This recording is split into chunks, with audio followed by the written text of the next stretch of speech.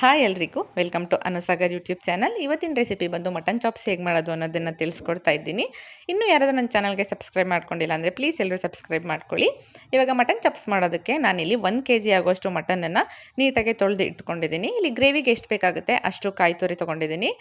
ಒಂದು 3ರಿಂದ 4 ಗೆಡ್ಡೆ ಆಗುವಷ್ಟು ಬೆಳ್ಳುಳ್ಳಿ ಸಣ್ಣ ಸೈಜ್ದು, 1 ಇಂಚ್ ಆಗುವಷ್ಟು ಶುಂಠಿ, 1 ಸ್ಪೂನ್ ಮೆಣಸು, ಒಂದು 25ರಿಂದ 30 ಒಣಮೆಣ್ಸಿನ್ಕಾಯಿ ತೊಗೊಂಡಿದ್ದೀನಿ.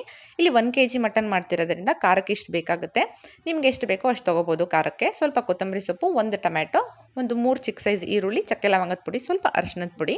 ಈಗ ಮೊದಲಿಗೆ ಮಟನನ್ನು ಸುಂಡಿಸ್ಕೋಬೇಕು.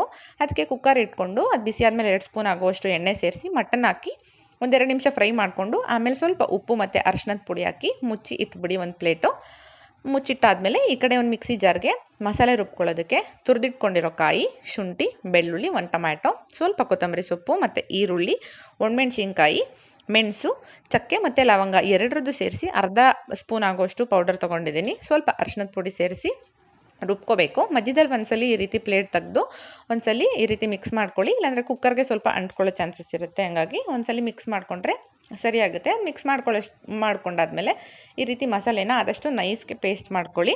ನೈಸ್ಗೆ ಪೇಸ್ಟ್ ಮಾಡ್ಕೊಂಡಾದ್ಮೇಲೆ ಮಟನನ್ನು ನೀಟಾಗಿ ಫ್ರೈ ಮಾಡಿಕೊಂಡು ನೀರೆಲ್ಲ ಹಿಂಗಾದಮೇಲೆ ಅದಕ್ಕೆ ನಾವು ರುಬ್ಬಿಟ್ಕೊಂಡಿರೋ ಮಸಾಲೆ ಸೇರಿಸ್ಕೋಬೇಕು. ಮಸಾಲೆನ ನಾವು ಆವಾಗಲೇ ಏನು ಫ್ರೈ ಮಾಡ್ಕೊಂಡಿರಲ್ಲ ಅಲ್ವಾ, ಹಂಗಾಗಿ ಈ ರೀತಿ ನೀಟಾಗೆ ಮಿಕ್ಸ್ ಮಾಡಿಕೊಂಡು ಅದರದ್ದು ಹಸಿ ಸ್ಮೆಲ್ಲೆಲ್ಲ ಹೋಗಿ ಮಟನ್ಗೆ ಒಂದೋ ರೀತಿ ನೀಟಾಗಿ ಈ ರೀತಿ ಮಿಕ್ಸ್ ಮಾಡ್ಕೊಳ್ಳಿ. ನೀರನ್ನ ಸ್ವಲ್ಪನೇ ಹಾಕ್ಕೊಳ್ಳಿ, ಜಾಸ್ತಿ ಹಾಕೋದಕ್ಕೆ ಹೋಗಬೇಡಿ.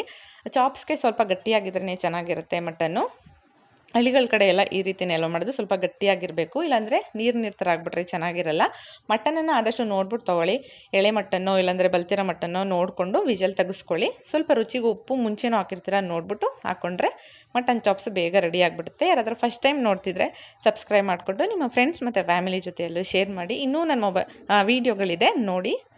ವಿಡಿಯೋ ನೋಡೋದಕ್ಕೆ ಥ್ಯಾಂಕ್ ಯು.